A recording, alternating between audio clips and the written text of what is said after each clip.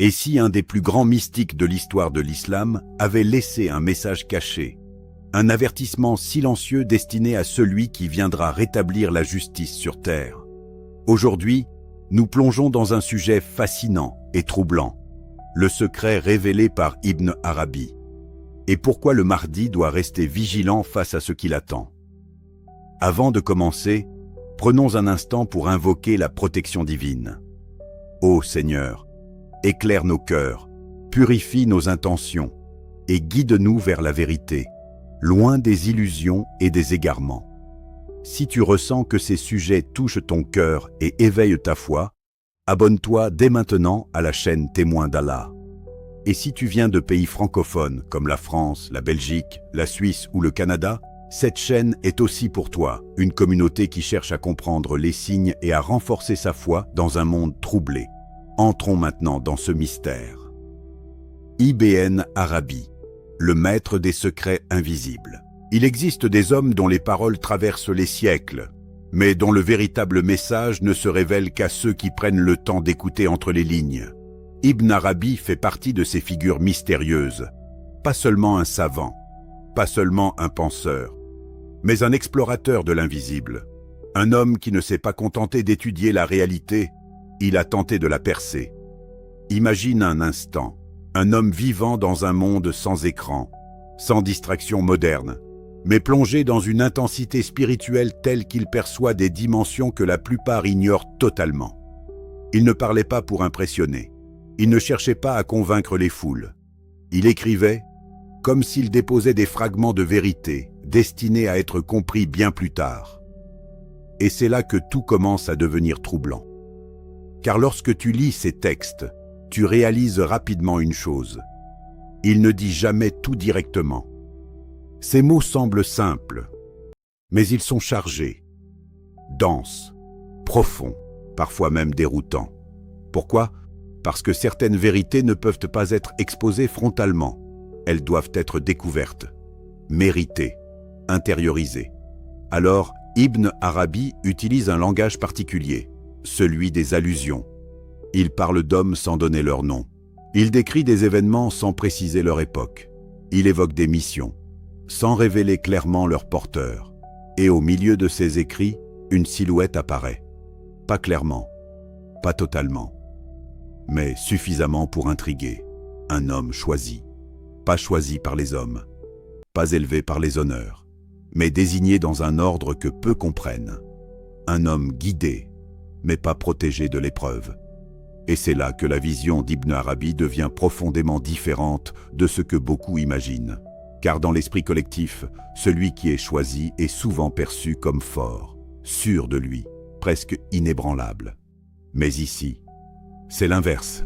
Cet homme est décrit comme traversant des zones d'ombre, pas une obscurité extérieure, une obscurité intérieure. Des moments où tout semble flou, des instants où le sens lui échappe, des périodes où il pourrait même douter de sa propre direction. Et c'est précisément ce détail qui change tout, parce que cela humanise la mission, cela la rend réelle, vivante, accessible, mais aussi terriblement exigeante. Ibn Arabi ne parle pas d'un héros invincible, il parle d'un homme confronté à lui-même, un homme qui ne sera pas immédiatement reconnu. Et ça, c'est essentiel, car dans notre monde, la reconnaissance est instantanée, visible, validée par les autres. Mais dans cette vision, la vérité commence dans l'anonymat. Cet homme marche parmi les gens. Il respire le même air. Il vit des épreuves similaires. Mais intérieurement, quelque chose se prépare. Quelque chose de silencieux. Un appel qu'il ne comprend pas encore totalement. Une direction qui se dessine sans être claire. Une responsabilité qui approche, mais qui n'a pas encore pris forme. Et pendant ce temps, le monde continue. Personne ne voit ce qui se joue. Personne ne réalise que derrière un visage ordinaire, une transformation est en cours. C'est comme une graine plantée dans l'obscurité. De l'extérieur, rien ne bouge. Mais sous la surface, tout est en train de se préparer. Ibn Arabi insiste sur ce processus. Il parle d'un éveil progressif, pas une révélation soudaine qui change tout en un instant, mais une montée lente. Une prise de conscience qui se construit étape par étape, parfois dans la douleur, parfois dans la confusion, parfois même dans le rejet. Car oui, il évoque une réalité dérangeante. Cet homme pourrait résister à ce qui l'attend, pas par faiblesse, mais parce que ce qui lui est destiné dépasse tout ce qu'il a imaginé. C'est comme être face à une porte immense, sans savoir ce qu'il y a derrière. Entrer signifie abandonner ce que tu connais. Refuser signifie rester dans un confort, mais ignorer ta véritable raison d'être. Et c'est dans cet espace de tension que tout se joue. Ibn Arabi ne donne pas de détails précis, mais il laisse des indices.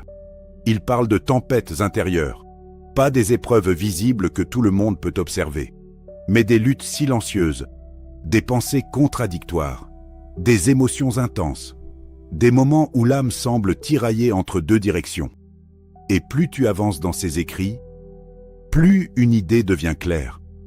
Le véritable champ de bataille n'est pas extérieur, il est intérieur. Et c'est là que le mot « vigilance » prend tout son sens. Parce que si le danger venait uniquement de l'extérieur, il serait plus facile à identifier. Mais lorsqu'il vient de l'intérieur, il devient subtil, presque invisible. Une pensée peut sembler légitime, alors qu'elle détourne. Une émotion peut sembler justifiée, alors qu'elle affaiblit. Un choix peut sembler logique, alors qu'il éloigne. Ibn Arabi semble dire « Le plus grand test n'est pas ce que tu affrontes, mais ce que tu laisses entrer en toi. » Et cette idée change complètement la perception de la mission, car elle ne commence pas par une action, elle commence par une maîtrise, une lucidité, une capacité à observer ce qui se passe à l'intérieur sans se laisser submerger. Et c'est là que l'on comprend pourquoi cet homme ne peut pas être reconnu immédiatement, parce que sa transformation n'est pas visible, elle est intérieure, progressive, silencieuse, et dans ce silence, il apprend. Pas dans des livres, pas dans des discours, mais dans l'expérience directe. Chaque doute devient une leçon, chaque hésitation devient une étape, chaque confusion devient un passage. Et lentement, quelque chose change. Pas brusquement, pas spectaculairement, mais profondément. Comme si un voile commençait à se lever.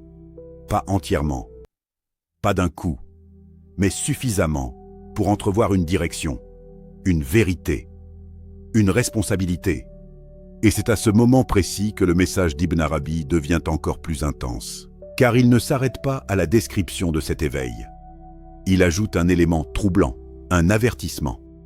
Il laisse entendre que le plus grand danger ne vient pas des ennemis visibles, pas des oppositions extérieures, pas des conflits apparents, mais de ce qui échappe à la perception, de ce qui se glisse dans l'ombre, de ce qui influence sans être détecté. C'est une idée dérangeante, parce qu'elle remet en question la manière dont on perçoit le danger. On pense souvent que ce qui est dangereux est ce qui est évident. Mais ici, c'est l'inverse. Le vrai danger est silencieux. Il ne crie pas, il ne se montre pas, il ne se présente pas comme une menace, il s'infiltre. Et pour un homme en transformation, cela devient un test permanent. Chaque pensée doit être observée, chaque intention doit être examinée, chaque décision doit être pesée. Pas dans la peur, mais dans la lucidité. Ibn Arabi ne donne pas de méthode précise, mais il dessine une réalité dans laquelle la vigilance n'est pas une option. C'est une nécessité, parce que lorsque la mission est grande, les épreuves le sont aussi. Et lorsque la transformation est profonde, les obstacles deviennent subtils. Alors cet homme avance, pas parfaitement, pas sans erreur, mais avec une progression invisible aux yeux du monde. Et pendant que les autres regardent ailleurs, quelque chose d'essentiel est en train de se produire. Quelque chose que seuls ceux qui prennent le temps de réfléchir peuvent commencer à comprendre. Le secret révélé. Une épreuve intérieure. Il y a des vérités qui ne se transmettent pas comme un savoir classique. Elles ne s'écrivent pas noir sur blanc. elles ne se résument pas en une phrase. Elles ne se comprennent pas tant qu'on ne les a pas ressenties. Et c'est exactement ce que laisse entrevoir Ibn Arabi lorsqu'il évoque ce qu'il appelle, sans jamais le nommer directement, le secret. Un secret qui n'est pas une révélation extérieure, mais une traversée intérieure, quelque chose qui ne s'apprend pas, mais qui se vit. Imagine un instant un homme, pas encore reconnu, pas encore élevé, pas encore pleinement conscient de ce qu'il attend. Mais à l'intérieur, quelque chose commence à bouger, pas de manière claire, pas de manière structurée, plutôt comme une sensation étrange, un tiraillement, comme si deux forces opposées coexistaient en lui. D'un côté, une attirance vers quelque chose de plus grand, une intuition profonde qu'il est destiné à un rôle qui dépasse sa propre vie. Et de l'autre, une résistance, un recul instinctif, une envie de s'éloigner de cette direction. Pourquoi ? Parce que ce qu'il pressent est trop lourd. Ce n'est pas une simple mission, ce n'est pas un objectif de vie, c'est une transformation totale, une responsabilité qui ne laisse aucun espace pour la superficialité. Une responsabilité qui exige tout. Et face à cela, l'être humain réagit. Il hésite, il doute, il se questionne. Et parfois, il fuit. C'est ici que la vision d'Ibn Arabi devient profondément bouleversante, car elle casse une illusion très répandue, l'idée que celui qui est choisi est immédiatement prêt. Mais non. Dans cette perspective, même celui qui est destiné à un rôle immense peut passer par une phase de retrait. Comme s'il se mettait lui-même à distance de ce qu'il appelle, comme s'il cherchait à retarder l'inévitable. Ce retrait n'est pas un abandon. C'est une réaction humaine face à une réalité écrasante. Parce que lorsqu'un individu commence à percevoir l'ampleur de ce qui l'attend, quelque chose en lui se protège. Il ralentit, il questionne, il tente de comprendre. Et parfois, cela prend la forme de la confusion. Une confusion intérieure. Pas un simple manque de clarté, mais un brouillard. Un état où les certitudes disparaissent, où les repères habituels ne suffisent plus, où même les décisions les plus simples deviennent lourdes. C'est comme marcher dans un paysage familier, mais plongé dans une brume épaisse. Tu reconnais les formes, mais tu ne vois plus clairement. Tu avances, mais avec hésitation. Tu ressens, mais sans comprendre totalement. Et dans cet état, tout devient plus fragile, pas au sens de la faiblesse, mais au sens de la sensibilité. Chaque pensée prend plus d'importance, chaque émotion devient plus intense, chaque doute résonne plus fort. C'est exactement là que réside le cœur du secret, parce que ce moment est décisif. Ce n'est pas encore la mission, ce n'est pas encore l'accomplissement. C'est le passage, le point de bascule. Dans cette phase, l'homme n'est pas encore celui qu'il doit devenir, mais il n'est plus celui qu'il était. Et cet entre-deux est inconfortable, instable, parfois même déroutant. Certains pourraient interpréter cela comme une faiblesse, mais Ibn Arabi semble dire tout le contraire. Il montre que cette étape est nécessaire, inévitable, presque obligatoire, parce que sans ce passage, la transformation ne serait pas réelle. Elle serait superficielle, incomplète. C'est dans le doute que l'intention se purifie. C'est dans la confusion que la sincérité se révèle. C'est dans le retrait que l'âme se prépare. Et c'est aussi dans cet état que la vulnérabilité apparaît. Mais attention, pas une vulnérabilité qui affaiblit, une vulnérabilité qui expose, qui rend conscient, qui ouvre des espaces intérieurs que l'on ne soupçonnait pas. Dans cette ouverture, tout peut entrer, le vrai comme le faux, le clair comme le trompeur. Et c'est précisément pour cela que la vigilance devient essentielle. Car lorsque l'esprit est stable, il filtre naturellement. Mais lorsque l'esprit est en transformation, il devient plus réceptif, plus perméable. Une pensée peut sembler évidente, alors qu'elle est biaisée. Une direction peut sembler logique, alors qu'elle détourne. Un ressenti peut sembler juste, alors qu'il est influencé. Ibn Arabi ne décrit pas ces dangers de manière explicite, mais il laisse comprendre qu'ils existent, sous forme subtile, presque imperceptible.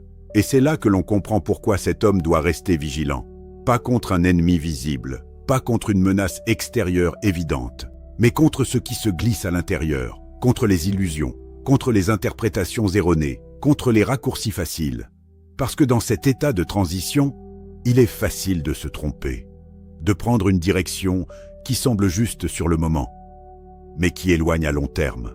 Et pourtant, malgré tout cela, quelque chose continue d'avancer, même dans le doute, même dans la confusion, même dans le retrait, comme une force silencieuse, discrète, mais constante. C'est ce qui rend cette phase si particulière. Elle donne l'impression d'un recul, alors qu'en réalité, c'est une préparation, un peu comme une respiration profonde avant un effort intense, un moment où tout semble ralentir, mais où en réalité, tout se concentre. Et c'est pour cela que le secret n'est pas une information. Ce n'est pas un message que l'on peut simplement entendre et comprendre. C'est une expérience, un passage, une transformation intérieure, un moment où l'homme est confronté à lui-même, à ses limites, à ses peurs, à ses résistances. Et dans ce face-à-face, quelque chose doit céder. Pas forcément immédiatement, pas forcément facilement, mais progressivement, jusqu'à ce que l'évidence prenne le dessus. Pas une évidence imposée, mais une évidence ressentie. Comme si, au milieu du brouillard, une direction commençait à apparaître. Pas encore totalement claire, mais suffisamment pour avancer. Et c'est dans cet instant précis que la vigilance prend tout son sens. Pas une vigilance basée sur la peur, mais une vigilance basée sur la conscience. Observer sans se laisser emporter, ressentir sans se perdre, avancer sans se précipiter. Parce que dans ce passage, chaque détail compte, chaque pensée, chaque intention, chaque choix. Et c'est là que le secret devient puissant. Parce qu'il ne concerne pas seulement cet homme. Il révèle une loi plus profonde. Une loi qui dit que même les plus choisis passent par l'incertitude. Que même les plus guidés traversent des zones de flou. Que même les plus destinés doivent faire face à eux-mêmes. Et que c'est précisément dans ces moments que tout se joue. Les dangers invisibles qui l'entourent. Il y a des combats qui ne laissent aucune trace visible. Pas de bruit, pas de choc, pas de témoins. Et pourtant, ce sont eux qui décident de tout. Lorsque Ibn Arabi évoque les épreuves liées aux grandes missions spirituelles, il ne parle pas uniquement de difficultés extérieures. Il ouvre une porte beaucoup plus dérangeante. Celle d'un monde où les menaces ne se voient pas, ne s'entendent pas, mais influencent profondément. Un monde où le danger ne se présente pas comme un ennemi, mais comme une suggestion. Imagine une pièce silencieuse. Rien ne bouge, tout semble calme. Et pourtant, à l'intérieur de l'esprit, une agitation commence. Une pensée surgit, puis une autre, puis une troisième. Elle semble normale, logique, parfois même raisonnable. Mais quelque chose est différent. Elles ne construisent pas, elles fragmentent. C'est là que commence le véritable terrain des dangers invisibles. Pas dans le monde extérieur, mais dans cet espace intérieur où naissent les décisions. Ibn Arabi parle de voiles, pas des voiles physiques, des voiles subtils, des couches invisibles qui s'interposent entre la réalité et la perception que l'on en a. Un voile peut transformer une évidence en doute. Un voile peut faire paraître une erreur comme une bonne direction. Un voile peut ralentir, détourner, affaiblir, sans jamais se montrer. Et pour celui qui porte une mission, ces voiles deviennent plus présents. Pourquoi? Parce que toute lumière attire des zones d'ombre. Toute élévation attire des forces opposées. Ce ne sont pas forcément des forces spectaculaires, pas des manifestations visibles, mais des influences, discrètes, persistantes, intelligentes. Elles ne disent pas « tu es sur la mauvaise voie ». Elles murmurent plutôt « et si tu te trompais ? Et si ce n'était pas le bon moment ? Et si tu attendais encore un peu ?» Et ces phrases semblent raisonnables. Elles ne choquent pas. Elles s'intègrent parfaitement dans la logique humaine. C'est ce qui les rend dangereuses. Parce qu'un danger évident est facile à éviter. Mais un danger qui ressemble à une pensée légitime devient difficile à détecter. Et c'est exactement dans cet espace que la vigilance devient une arme. Pas une arme agressive, une arme intérieure. Une capacité à observer sans se laisser happer, à écouter sans croire automatiquement, à ressentir, sans se laisser diriger. Car toutes les pensées ne viennent pas de la même source. Certaines élèvent, certaines stabilisent, et d'autres dévient subtilement. Le problème, c'est qu'elles utilisent le même langage, la même voix intérieure, le même ton. Alors comment distinguer? Comment savoir si une pensée guide ou égare? Ibn Arabi ne donne pas de réponse directe, mais il laisse des indices. Il parle de perturbations, pas de chaos total, des déséquilibres légers, presque imperceptibles, comme une boussole qui ne pointe plus exactement vers le nord. Elle semble fonctionner, mais elle est légèrement décalée. Et sur la durée, ce décalage change toute la trajectoire. C'est ainsi que fonctionnent ces dangers invisibles. Ils ne brisent pas, ils dévient. Et pour quelqu'un qui avance vers une mission importante, une légère déviation peut avoir des conséquences immenses. Ce qui rend la situation encore plus complexe, c'est que ces influences ne se limitent pas aux pensées. Elles passent aussi par les émotions. Une fatigue soudaine, un découragement inattendu, une perte de motivation sans raison apparente. Ce ne sont pas toujours des signes de faiblesse. Parfois, ce sont des moments où l'âme est testée.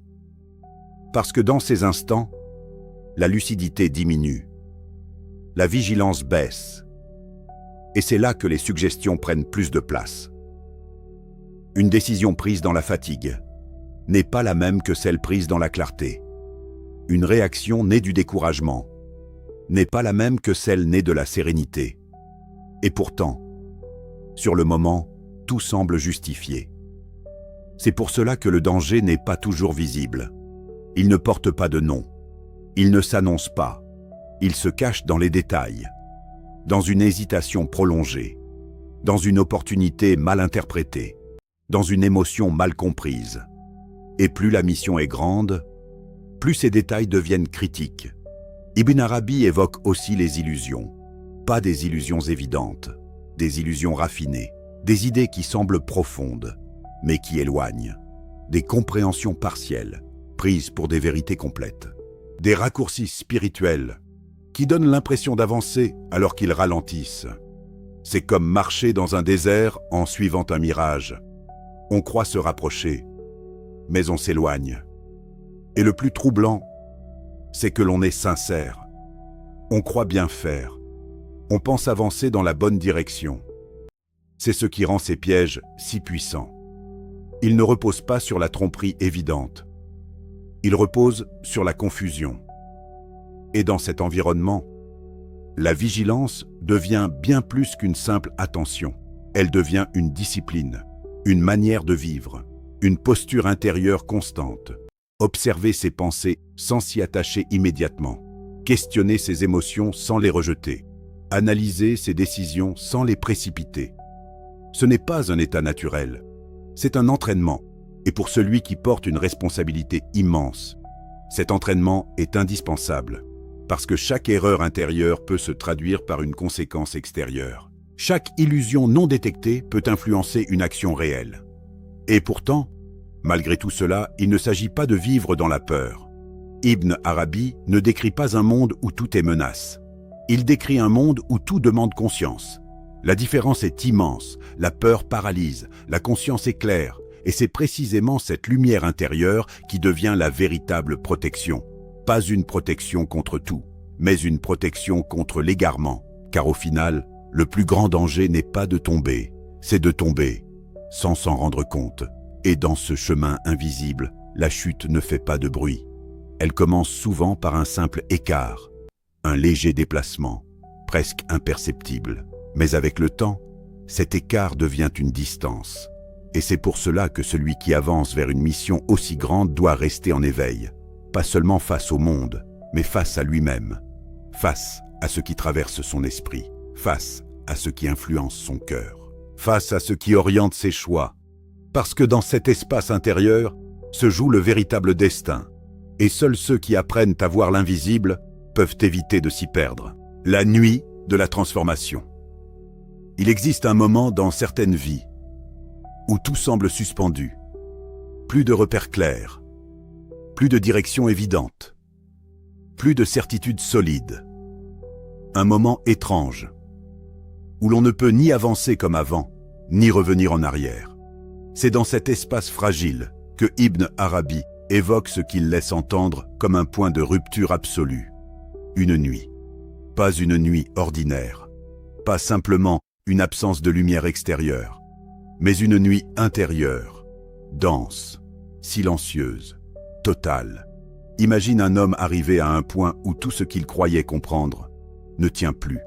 Les réponses d'hier ne fonctionnent plus aujourd'hui. Les certitudes qui le guidaient deviennent floues. Même sa propre perception semble incertaine. Il avance, mais sans savoir vraiment où.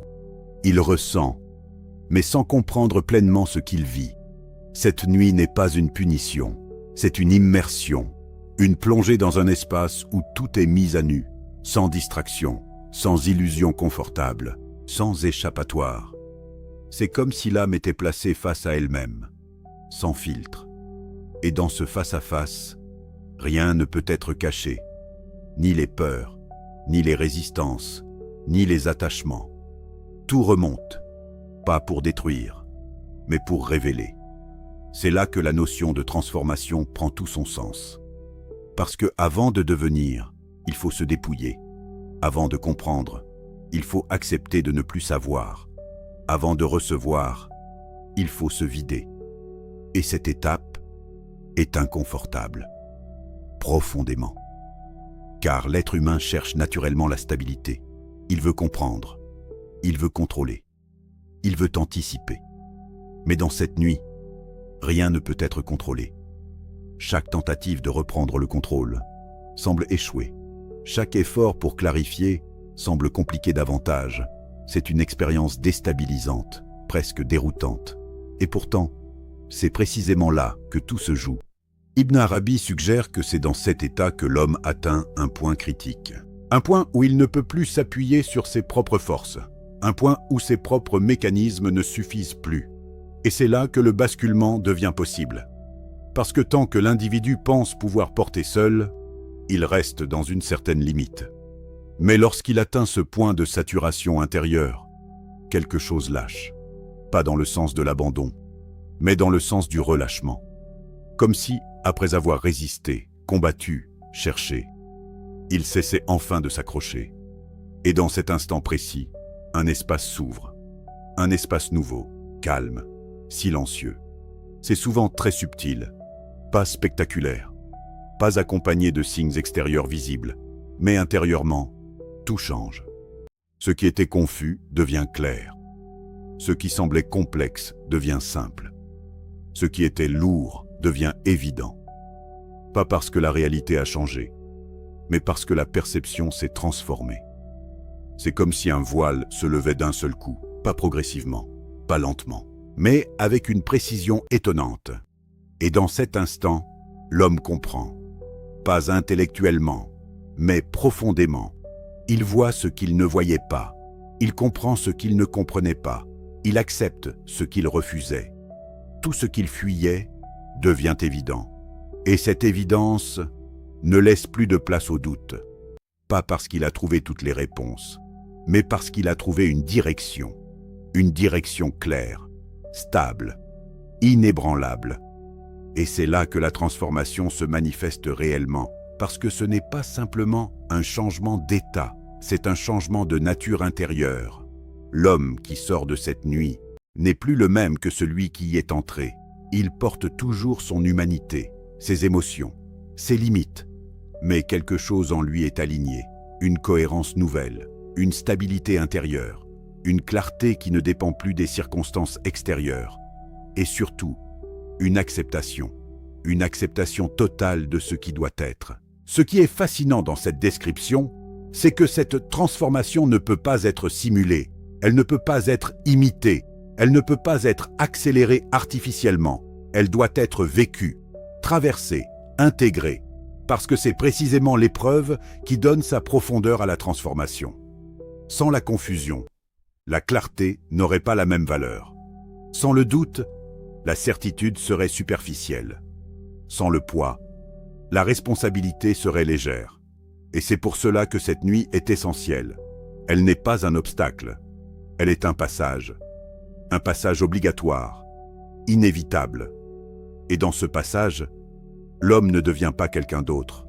Il devient ce qu'il devait être. Pas instantanément, pas parfaitement, mais de manière réelle. Et c'est à partir de ce moment que tout change. Pas forcément dans l'apparence, pas immédiatement dans le monde extérieur, mais dans la manière d'agir, de percevoir, de décider. Parce que désormais, il ne réagit plus de la même façon.